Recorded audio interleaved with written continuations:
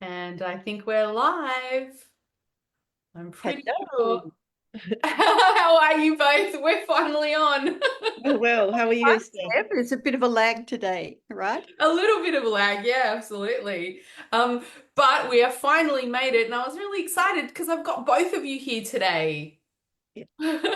So we've got Kelly, obviously Kelly and Vivien from Marini here. We're talking about how to differentiate yourself in the marketplace and the power of visual results. But before we get going, how about Kelly and Vivien? You introduce yourselves and your background, and how you also came to be in the beauty industry.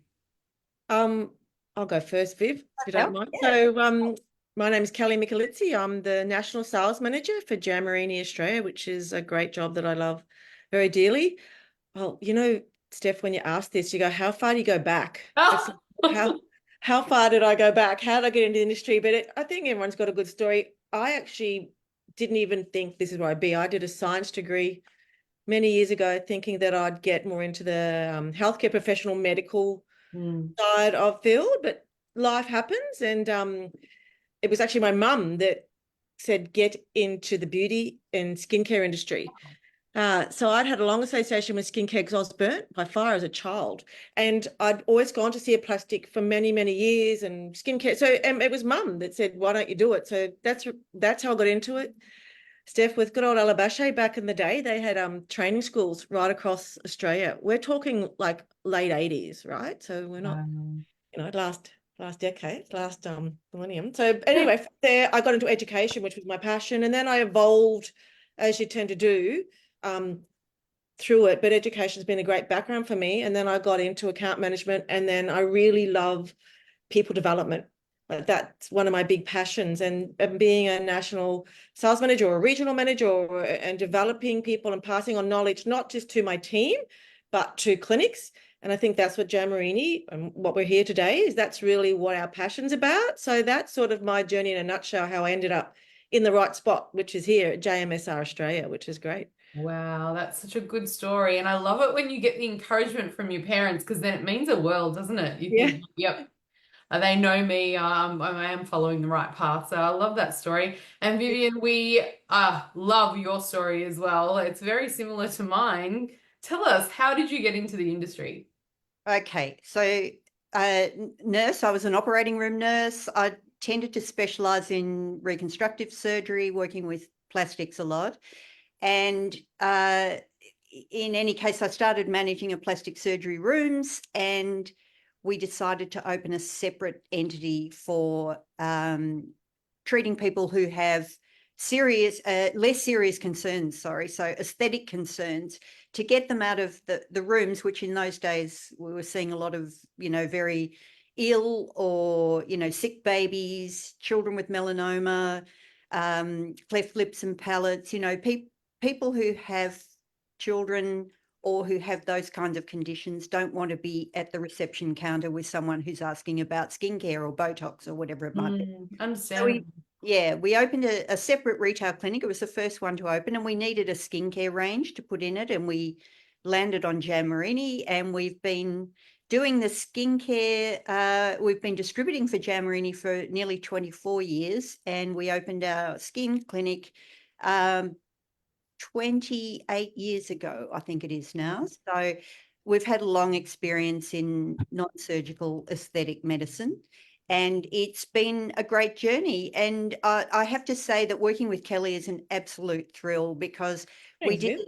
we did the Aesthetic Society of Plastic Surgeons last weekend, and I learned so much just listening to Kelly talking to people. So I think we're a good team, Kel, aren't we? Yeah, And we're a great team. Awesome. Steph, It's you've been in the industry for a long time too, so you understand how important experience is, how a business will grow and decline, or it will take off and then it will shrink back during times of economic contraction. And so when you're in a skincare clinic, you've got to be in it for the long haul. Absolutely. I love that you've just said that. And then your deep understanding, both of you, of the struggles that we go through as clinic owners. And of course, being a clinic owner yourself, it just gives you that other dimension. But how lucky are you to also be the distributor of Jan Marini. I love Jan Marini products. I remember being first coming into the industry, and I had my first exposure to like really good skincare, powerful good skincare, and that was Jan Marini, and I was obsessed ever since. So yeah, it's really cool that it just, you know, you were able to also have the clinic, but you know, do this wonderful other side of business, which enhances our own clinics so much. You know, if you're not already understanding the power of cosmeceutical skincare and the power of home care, this live is for you. And if you want to enhance your business, this live is also for you, because nowadays it really is hard to differentiate your clinic, to stand out above the rest. And why would someone choose to come to you or to come to your therapist, you know, over perhaps the myriad of ads that you have and the myriads of you know, social media confusion out there? You really can stand out. You can still do a good job of standing out. And I see clinics that stand out all the time. And one of those things is visual results. The power of the before and after cannot be underestimated, right? It's Yeah, so definitely. important. I think from our point of view, the way we market our clinics, and especially injecting clinics, will have learned this in the last 12 months. Regulations confine what you can say, and that's very true of skincare. If we start talking about therapeutic benefit, then it becomes a medicine. It has to be registered as a medicine. It can't be sold out of a clinic, obviously. So the really important thing is to find that path that differentiates you and what you sell from other clinics without breaching the regulatory rules. And we've all learned that in regard to injectables, right, in recent past. So I think one of the ways that you can differentiate to individual patients, not necessarily in a marketing sense, because doctors can't post befores and afters anymore either, but from a marketing perspective, the important thing is to be able to show individual clients or customers as you see them, this is what we can do to help your skin. And it's really important. Woodrow Wilson is the industry photographic expert. We learned from him a long time ago. We actually had some involvement with him in Interplast, which is a voluntary organization that we worked with. And Woodrow taught us very early on, you know, the really simple basic things about photography. But fortunately, because we represent Jan Marini, we've got this whole host, this whole reel of professional clinical befores and afters, all done independently of the company. So they're done by medical experts independently, which is really helpful. Oh, that's so good. I love, you know, precise, extremely ethically created images, because these days, you know, that there's touch-up apps and things like that. And I think once you get a good clinical image there, and you know, okay, that's a legit before and after, it makes such a big impact, doesn't it?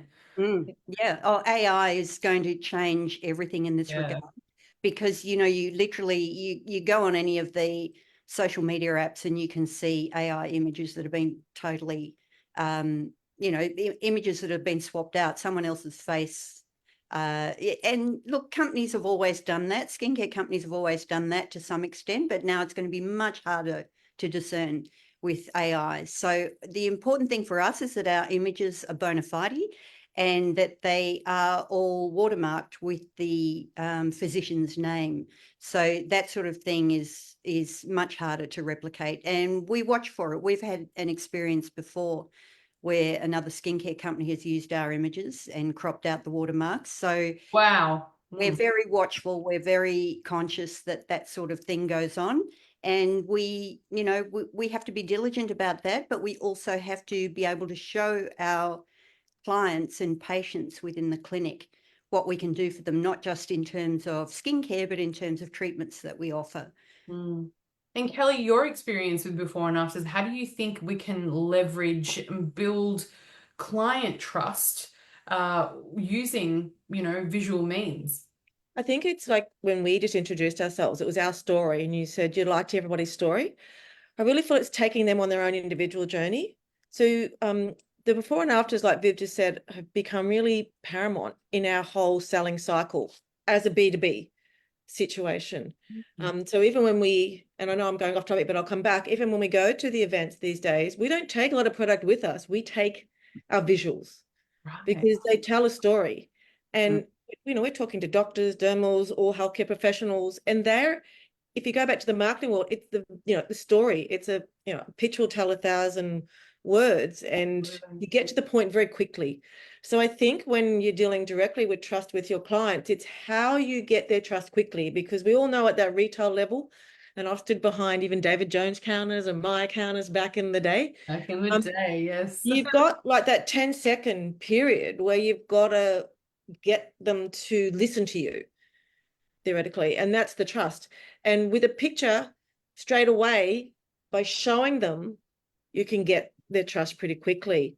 And then to maintain their trust is having, like Viv just talked about, is having their journey of pictures, because ultimately, yes, they've seen Kelly's journey, but really they care about themselves. That's at the end of the day. So I think that continual trust step is important by creating their storybook or their journey and showing them each time they come in, because we look at ourselves in the mirror and we don't see a result. Yeah. So continuing that journey to show them gives them confidence and builds the trust. Yay, I'm doing it. Yay, it's working. And I think that's part of our job role. How gorgeous. I love the fact that you called it a storybook. You could even, I had so many ideas when you just said that, about in my clinic or in another clinic, having that visual reference, but, we have a client file. Yeah. We put about before and afters in there, but there's got to be ways of showcasing that in a more beautiful storytelling way as well. So that could be a differentiator. Imagine doing that at the end of their journey, presenting them with their journey little. You could do it digitally. I mean, it makes them feel special, and it makes them feel, and that's, going back to that, what's your point of difference in your clinic? That part of your point of difference is that we all care. That's what we're in the industry for, but going that extra, mile, that extra little bit is, and I'm a big everything, education. Viv's heard me. I'm all about the story. I love that. It's really important to, sorry to interrupt you, Steph. Oh, go. I love it. It's really important to be able to show a new client, a potential patient or client, what you've done for other people. So what we do in clinic is we have these little mini PowerPoint presentations. So a PRP presentation, a Botox presentation, a skincare presentation, et cetera, et cetera. So all the different devices that we use, we have these little stories, as Kelly describes them. We get permission from the patient, obviously, first. We use some of their photos before and afters, and we might use only 2 to 3 patients, 3 to 4, depending on the procedure. And then we're able to show people who are new clients or new patients, this is the sort of result we can get with using this particular device or modality. And it's really helpful, that visual aspect, I think, especially for women. A lot of women are visual learners. So you can write reams and reams of text and it just means nothing. It's and I always say, we know what goes on because we educated about it, but behind those doors, they don't know what microneedling is, RF is. They're trusting you because they've seen it, but they don't really know what it is. So having those little narratives and videos allows them to go, oh, okay, that's what it is. All right, that's what I'm getting myself in for. Like it opens up that, oh, okay, I can breathe. Want to know and want to understand what the outcome might be. And that's very difficult to explain verbally. So much easier to do in images. And if people feel confident about, your expertise, which you're demonstrating through your pictorial story, it helps them to trust you. And you can always say you might not get this exact result. You might do better or you might do worse, but at least they have an understanding of an endpoint. A reference point. Yeah. Very important. I love the way that you're getting creative. Give us some more creative ways that we can showcase results without, sometimes you can overwhelm a client. What can we do to make them feel comfortable, but also give them something that a little bit outside of the box? Well, I think from our clinic, what we try and do is we give people a thorough explanation of what the spectrum of procedures that they might choose are. So we start with an introductory thing like, let's start with your home care, your skincare. It's really important not to cherry pick skincare too. Some people will say, oh, I'll just take a retinol because that's the missing step in my routine. But the problem with doing that is that the other products that they're using may not, they might actually counteract the new product that you're introducing. So it's better to get started clean on a new range or a new regime and use that regime solely, because the formulator, as you understand, Steph, knows that each step is going to interact positively with the other steps. And you've devised a routine, created products that are meant to be used together to help initiate each other's action, correct? So we start with the skincare and we ask that people don't kind of mix things in. We get them to use up what they've got if they prefer to do that, and then to come back. We start them on a skincare regime, and then they might go to a microdermabrasion for something simple and straightforward. Then we might go to something more aggressive, needling. We're doing a lot of CO2 laser resurfacing these days, and we run the CO2 at very low fluence. So, people can get away with just a topical anesthetic. That's been a really popular treatment. It does amazing things for the skin. So it's like a full surface ablation, but it's very, very superficial. So it's, I less downtime? maybe about 5 days of minor downtime, just redness. No intense. It's not as intense as Fraxel, for example, or fractionated lasering. And, I think about it as a little bit more of an aggressive microdermabrasion, because you're actually resurfacing the skin. You're blasting off all the very superficial cells, and you get a really good response from that. So integrating skincare with those sorts of treatments is really important. We keep going back to, how's your routine at home going? We encourage people to think about how they're using their products, to be careful with them if they've had a procedure. And all of these discussions with each appointment builds trust and builds conversation. And, pretty soon you have a lifetime customer. So even though they might be able to get their products elsewhere, that what they're coming for is not really the physical product itself. They're coming for your advice. So if you're well schooled in that advice and you have some pictorial evidence to show them, you can't go wrong, because that's what people want. They want a trusted, a trusted clinician who they can bounce ideas off, chat about what's possible. I like that.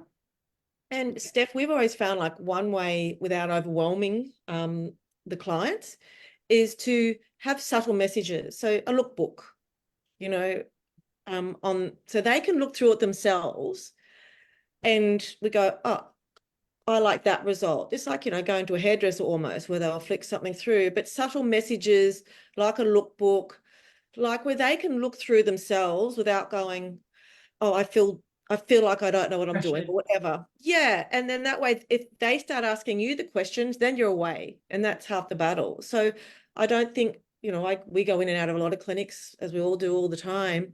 And I think a lot of people don't showcase their own results. They're not telling their story. And it's simple as having a lookbook that someone can reach out and grab while they're waiting to go to their next clinic. And you can break the lookbook down into a microneedling or a retail or a combination, or redness or whatever. So you can tell a story within that book. But I think they're vital, and we've done that through B2B as well, like we talked about. We just find that lookbook, having something that they can physically look through themselves and they will come back to you, is just amazing, because it's not overwhelming. It allows them to digest the information at their own time. And it's even a good preemptive, you pop it in the reception area, and a client's, sitting down, having their water, they can then pick up the book casually and have a little flick through, and it starts to build the excitement and the questions in their own head. So when they come in, they're not, sometimes you get that little bit of a hesitation from the client. They have a bit of a freeze, but if they're coming in teeming with questions and ideas, and you can even have the same lookbook sitting on your desk when you're consulting them. I feel like you can use that as a really good way of opening the conversation. And it's a great way to move them from one level of treatment to the other. So if they're coming in and they're having a numbing for whatever they're having a numbing for, what are they doing in that time period of their numbing? Normally they just sit around or whatever. But it's a great way for them to look at what other things you do in the clinic. And it's a silent salesperson, so theoretically, very loud.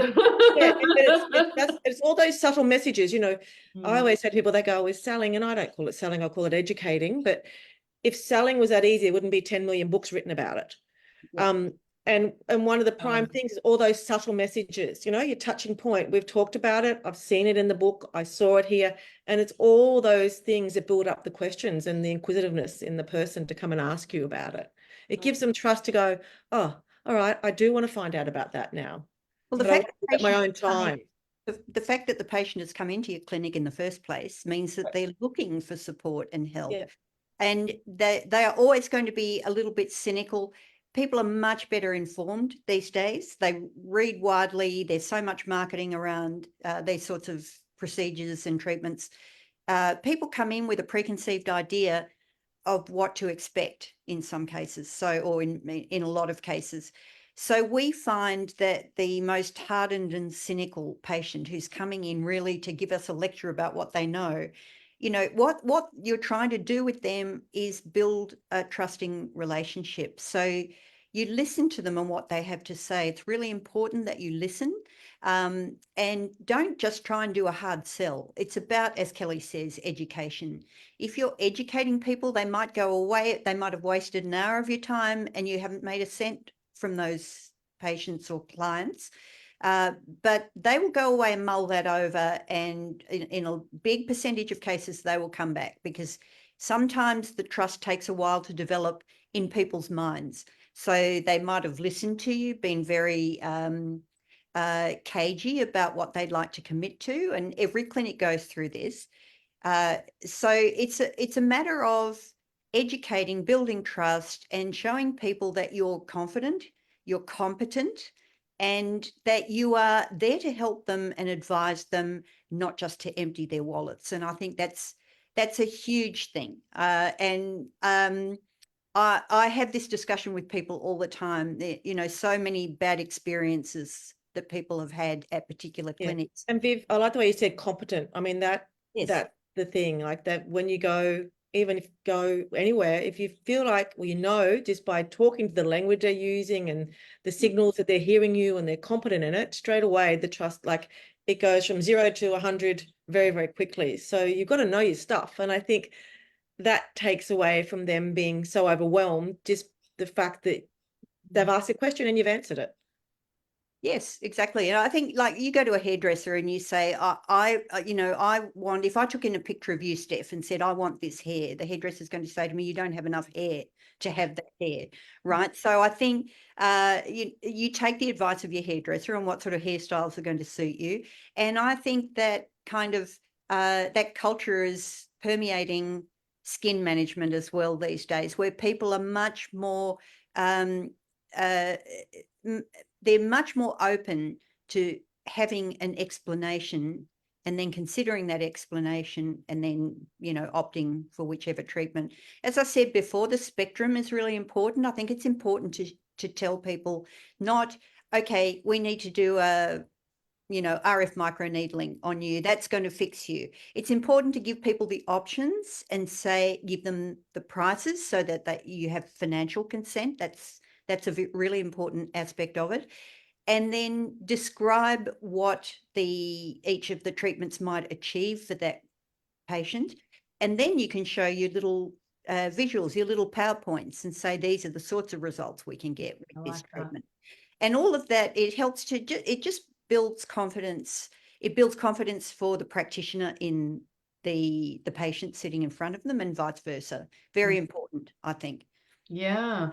And as you were talking, you are speaking about aids like PowerPoint presentations, and we talked a little bit about technology as well. But is there a role for technology in this particular realm of before and afters? What role does it play? We've got before and after apps, we've got, imaging software now. And they really do work, I think.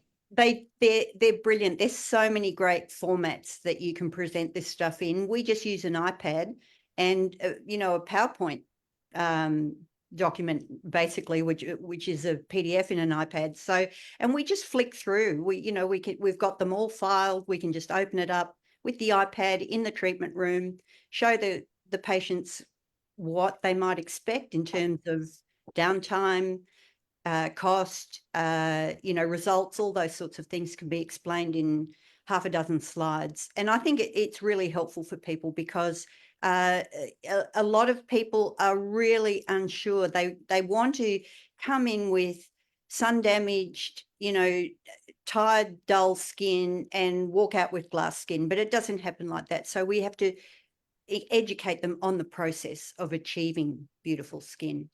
And the software makes a difference. The quality of the image and what you're showing here is really, really important. So you have to verse yourself on, or get better software, or get, if you can't do it yourself, outsource it, but like I've seen Viv's before and afters, and we talk about JMSR, but also at arrays and everything. It has to be at a level where they go, okay, it's not fake, it's not whatever. And that's where the imagery, the apps and all of that are vital, and the whatever diagnostic tools that are available there, because it has to be at a professional level. It can't just be that you've taken a photo with your selfie and moved it on. You have to use what's available for you to make it professional. We never use an iPhone to take photos, or an iPad. We use a proper SLR camera with a manual focus. We stand exactly the same distance from the patient. We take, the 5 angles that you need to take, and we stand them in front of a black felt background. So black, not white. No, black felt, because it absorbs a lot of the light, and then any reflective light is on the skin. So you can really demonstrate the dullness before and the brightness after much better that way. Those sorts of things are really important, because also people have to have makeup, no makeup on in either before or after. We ask people not to get their hair coloured, because even a change in hair colour can change the complexion photographically. So there's all sorts of things we do. We try and use a headband in each photo. We just try and stay, I've lost the word. We try. You don't try and glam it up. It's real, Viv. Like, you're not like they're coming in and you're going to glam. You see those ones where this is it, and now they're this.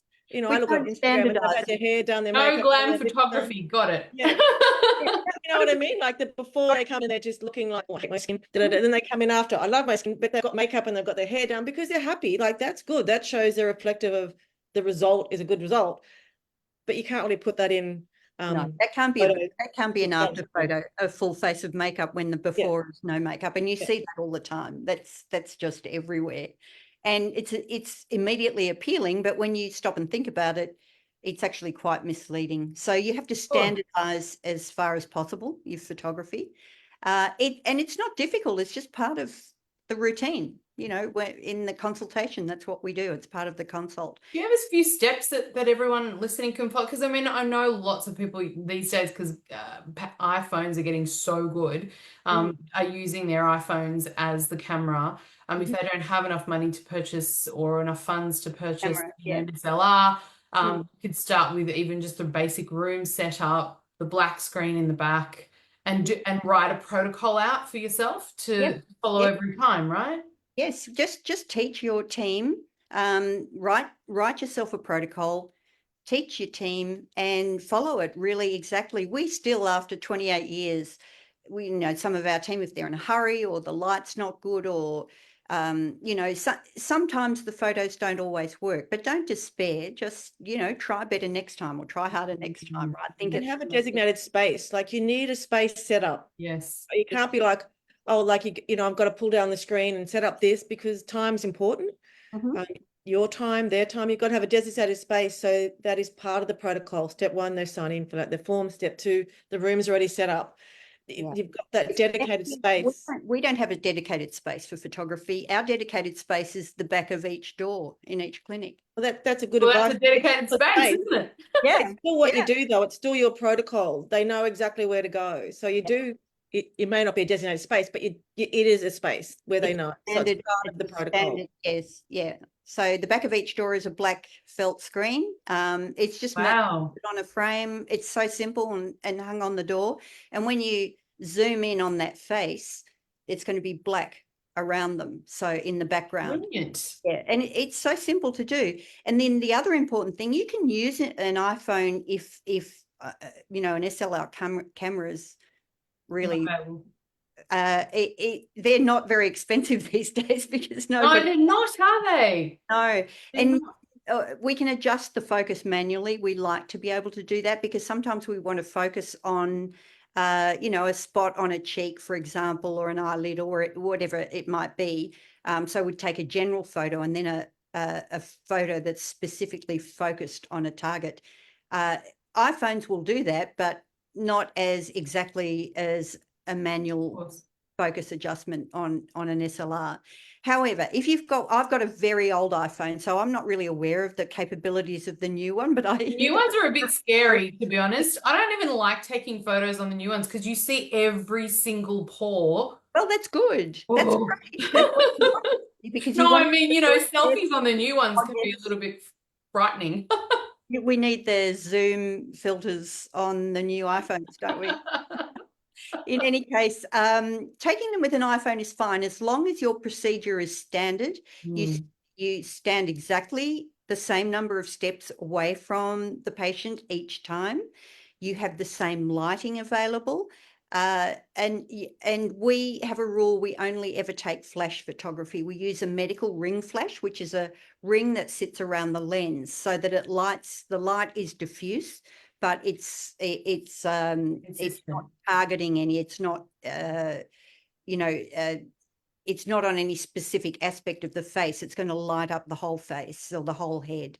So we use flash in every photo so that's another standardization. If we don't use flash, what happens is the after photos are going to be dull, even if the skin is glowing and bright, because what you want to see is the reflectivity of the skin. So in a before photo where someone's got a lot of sun damage, a lot of pigment, that's going to absorb the light of the flash and the skin will still look dull. It might have some brighter spots, but it's still going to look generally dull. If once you take the after photos after they've had your full regime of treatments and you use the flash again, it's going to be all bright and glowy. And because, you know, skin without pigment and a whole lot of dead cells on the surface is going to reflect that light. And that's a really important aspect of photography as well. So standardized by always using a flash. I guess you can do that with the new iPhone, always the same flash setting. Stand the same distance. The other trick that we learned early was when you're taking the oblique photos, don't have the patient standing still and turn just their head, because that distorts the neck, and also the shadows fall differently. So actually have them turn their feet. So we have, well, the way you can do this, we don't have them anymore, but we used to have foot marks on the floor, like the COVID rule foot marks, right? So the 2 footprints facing forward, 2 facing oblique and 2 facing lateral. And that just helps people, you know, to stand properly, keep their chins up, don't have them, you know, eyes straight ahead, and then everything will be the same. Befores and afters will look pretty much the same. Oh, you're giving us some great tips. So the black felt screen, do you just purchase that? Just buy it from Spotlight or wherever and buy a frame and, you know, staple it to the frame and hang it on the back of your door. You could get something really fancy, but it's not really necessary. So, okay. Yeah, it's a really great tool. It's a very, very cool. And so now we've got the process down. We write that process and we know that we're doing this in the consultation. But one thing that I wanted to ask you when you were talking was, do you then every time the client comes in, pull out the before and after and show them progress shots? Necessarily. We don't do that with every time. It's only if people say, I don't think I've seen much difference. Right. I have a great story about this. We did a skin trial a few years ago where we used the Marini skincare management on people who were had never had anything done from an aesthetic clinic. They were just using supermarket products at home. So they were kind of people that we had came in as first patients and wanted to do something about their skin. All of them were aged, say, 40 above. And we started them on a skincare management system for 2 weeks and photographed them at 2 weeks. We photographed them at the start and at 2 weeks and at 4 weeks. And the woman who had the most profound result, she had a lot of sun damage, a lot of pigmentation on her skin, very superficial, freckles, fine lines everywhere. She had such a profound improvement in 2 weeks of a skincare management system that when she came back in for her 2-week appointment, she said, I don't think this has helped. I think it's made my skin worse. Look at this. She had an early BCC on her forehead, a little solar keratosis. And obviously that became the prominent feature on her face because everything else had been cleaned up. And when I showed her the befores and afters, she was amazed, like, oh, wow, this is extraordinary. I didn't really notice that because I see myself every day and I just think my skin is terrible. So I didn't really see an improvement. So it helped to open her mind to the possibilities and also accept the fact that, she was expecting the skincare not to do anything. So accept the fact that the technologies we have these days will actually improve your skin, even through something as simple as that. So I think if you've got a patient that questions what you're doing or questions the results, it's very, very helpful to bring out the before and show them the improvements that you can see as a clinician. And then generally they'll be happy after that. But I think if people are happy that, with the outcome so far, then just proceed. So helpful. I think people want a message. Sorry, Steph, I interrupted you. Go ahead. No, go ahead. No, I just was saying it's so important to have that photographic evidence. It is. Because I mean, the fact that the basal cell carcinoma was starting to become prominent, that's wow, that's a good thing because you actually highlighted the fact that she needs to go to skin Exactly. doctor and Yes. get it checked out. So she went. She decided to go to a dermatologist and have it, cryoed. Which stories like that happen all the time. It's so profound what we do. We don't just treat skin, we treat skin health and your health. And a lot of the time the therapists are the ones that are spotting these things. I can't tell you how many we have in our clinic over the years. Yes. And that cleaning up of the skin, people imagine that it's all superficial. A lot of it is about resurfacing the dead cells on the surface, but those dead cells that are pigmented have come from deeper down carrying pigment in them, correct? So what you want to do also is get started or get each patient started on an anti-inflammatory regime, which good skincare will do. It will calm inflammation. And with that lessening of the inflammation, you're going to get much healthier skin cells deeper down. And as they come to the surface, they just look better, right? And if you're resurfacing chemically every day, your skin's going to be shedding those much faster than it would normally. So, it just makes sense. If you explain these things to people, most of them are really receptive to those messages. And everyone wants to know, how will I know? Like, how will I know if it's working? How will I know? And often I say, it's not you, it's somebody else will say to you, geez, you look good. Have you changed your hair? Have you had your hair cut? Have you done something? Have you been on a holiday? And that's because you just look healthy. So we don't consult as much now as we used to do, but when I do my training and everything, I like to say to people, you need to say, they'll say stuff like that. I've got a classic story too of a girlfriend. Everyone's got a girlfriend that wants products, right? They all want something. This is a while ago, and she was using a well-known brand, and I said, all right, I'm not going to give it to you unless you use it all. And she goes, well, how will I know? I said, because I'm using this. I said, you'll know because other people will say, geez, you look well. I remember I was doing a training one day and she kept ringing me. I thought, man, something's happened, And she was ringing me to say, you never know. I went up to that counter and they said, geez, you're looking well. And so that straight away put trust. So you've got to let people know what to expect, because other people will know the difference before you notice the difference. It's like when you lose weight or something, people go, oh, you look good. You lost weight. So it's that as well. Because when your skin is healthy, like Viv said, and that's what ultimately we're about, you just look better. Yeah. Even if you got fine, you just look healthy. And so people will notice that as well. And then the difference that the individual will notice is how their skin feels to touch, right? It feels so much softer. So they might not necessarily, they might still focus on the things that worry them, like enlarged pores or fine lines, which obviously is a longer process than, you know, a couple of weeks of skincare. That takes some time to address those things. But you'll feel how much softer your skin is. And, you know, that in itself is lovely. It's lovely to have have soft feeling skin, whereas beforehand it was a bit scaly and rough, and Your it's makeup sits better and all I was that. gonna say Oh. makeup sits better. That's one thing that I noticed straight away. Without makeup, I'm like, oh. Then when I go to put my makeup, I'm like, oh, this makeup is sitting really well.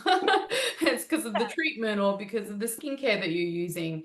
Yes. But I've gonna start on my Jane Iredale skincare routine very soon.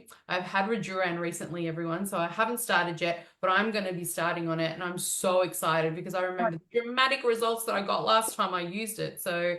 if not Jane Iredale. Oh, sorry, not Jane Iredale. Not Jane Iredale. Jane Marini. I said Jane Iredale because I just got a Jane Iredale delivery. Jan Marini. Now I've got Oh, two great. Jans in my life. Yeah, you know they're really good friends too, Jane Iredale. Are they really? No way. Because both of them are like a little bit idly for me. Like I look at them and think, well, because they've been in the industry for so long. And I was telling you, you know, Jan Marini was like, wow for me. But yeah, it's so cool that they're friends. So they kind of they got started together around about the same time, you know, got into the industry and A yeah, happy coincidence that I brought that up then. and that's, look, Yeah. that's one reason Jane Iredale doesn't do skincare and Jan doesn't do makeup, is because they recognize that each other has expertise. You know, lots of companies make skincare and makeup, but it's different expertise, and it you know, they decided long ago that they would stick to what they knew and do it really well. That is such a cool story. Is I've got my Jane Iredale and Jan Marini next to each other. Oh gosh, I love it. One more question before we go. In terms of client retention strategy, this is a huge one because we always find that we come to the end of, you know, the sessions or the package that we put together for somebody, and we're like, where to next, right? And you know that there's more to do, but the client in their mind's like, I've had my you know package of treatments. I'm kind of gonna, you know, I look good, and what do I do next? Yep. What is it? To some extent, that's limited by what you offer. So if you're not offering injectables and, you know, Reduran is the latest big thing, right? Everyone wants done. You're going to lose clients to places that do those services that someone might have in their mind that they want to have done next. But the thing is, how do I get them to circle back to me? And I think the skincare range that they have on the shelves is really helpful with that. But also just the care and the advice. So someone might go to a, you know, a shopping center clinic and get injections of whatever, but they'll see a different, you know, they'll see a different clinician each time, possibly, because a lot of those chains, they swap out staff so that no one really ever builds a relationship. So think about how you can improve the relationship. And the other important thing is keep in touch with people. So don't worry if you get a knockback or refusal. Don't be daunted by that. Remember that you are the expert. You're the one that's offering the client or the patient, come back in, let's do a free consult, see how we can change up your skincare or change up your routine, whatever you're doing. A lot of clinicians now understand nutrition and diet programs really well. So that's another way of keeping patients sticky. But mostly we find it's about, you know, we might lose patients to other clinics, and that's fine. It's their prerogative to do that. But we find that most of them come back because what they're actually looking for is expertise. And it's that maintenance program, Viv. It's like you don't want to undo everything you've done. Yes. You know, like you've built the skin to that level of health, and we all know it's like fitness, it'll go back, skin fitness, which was a big strategy. It can jump back. So it's about changing their program, you've got this, let's maintain the results. And that maintenance, let's go back to what we all first learned. It was that rebooking of that treatment every 6 months, like you rebook for your haircut. So they might have done their full program, but now their maintenance program is coming back to get a facial, Yes. a medical facial. That might be one day they come in and they might need a lactic pill because it's seasonal, right? Yeah. But it's that maintaining and, dare I say it, going back to that, which is a whole nother live session, that rebooking process of getting them into that maintenance. So it becomes part of their psyche and a part of their everyday program, because the biggest thing is as quick as it gets there, well, it doesn't take, it can take 12 months to get there. It can slide back very quickly. Oh, it deteriorates so fast. We hear It's that like gaining weight and losing weight. So it becomes that maintenance program and part of a lifestyle routine. And I think it's up to the clinic to assist in that and have, like Viv said, seasonal offers, getting them in. Okay, it's coming up to Christmas, party time, right? Well, they come in for their party facial before Christmas with peels or whatever to get. So it's about people like new, they like change. Don't have to change your product, but you need to change what you offer in a sense of whether you describe a facial differently or you do it differently. It's marketing, but it's keeping it vibrant and interesting the whole time as well. I think that's really true. And the other point is that what you want to do with your clients and patients is not say, right, that's it, treatments are done, we're done, see you if you need anything more. It's really important to keep that client informed about what's possible next. So as Kelly says, the maintenance stuff, because there is no treatment that you do once and then they're finished. Right, I can't think of a treatment that you can do like that other than a facelift, and even then you don't. Often it's There's a bit of adjustment several. every now and then. Yeah, once you go down that track, once you go down that track, it's very hard to get back off it. Right, you find you're so critical of every little imperfection, but it's really important to inform clients about what's necessary to maintain the result, and to ensure that they understand that what you're explaining to them and teaching them and educating them about is an ongoing process. It's an iterative process. So it's not just these are the rules and they never change, because as clinicians, we're learning all the time, where there are new tools and techniques, and our sudden, we just thought, let's give a CO2 skin resurfacing a go, and we were all blown away by how simple it is and what amazing results people get with just one, right? Wow. One treatment. But you couldn't have one treatment and the rest of your life your skin's perfect. You've got to have a follow-up treatment, every 6 or 12 months, whenever it is appropriate. And doing those sorts of things, educating people about what you offer in clinic. I think the big mistake a lot of clinicians make, and we're really conscious of this, is not jumping on every bandwagon. So I think clinics that are suffering a little bit of a downturn, or that are finding their clients or their demographic is not spending as much on those services, it's easy to say, well, what's going to get clients in my door? I'll go down this path because that seems to be what's all over social media and everyone's talking about it. You'll end up just being spread so thin, you'll lose track of what your mission is. So it's much more important to sit down, have a strategy meeting with your team, or if you're on your own, with your husband or your sister or your mum or whoever it might be, a mentor, a business associate. Just sit down and think about what your strategy is and what your mission is, and how you can build that message and get that message out to people, because consistency is actually what people look for. They're not, there's a group that will just go rush to the next big thing, whatever it might be, but there's also a group, the majority, I believe, that are looking for, as we mentioned before, that core competency. You might only be doing facials or microdermabrasions, but if you do them really well, and your whole team, if you have one, is focused on all the steps that you've asked them to take, then that's going to stick in people's mind much more than the clinic down the road that offers anything and everything under the sun, but you feel like a sausage in a sausage factory, right, going through there. So a lot of it's about relationship, about trust and about being an expert at what you do. What a brilliant live. Thank you so much for sharing all of those insights. I know I've come away with so many great tips as well, especially for photography, and now about client retention, just to think about, you know, keeping that mission at the forefront and not getting distracted by shiny things. There are so many of them. Yes. Well, thank you so much, ladies. It has been a pleasure and super fun as well.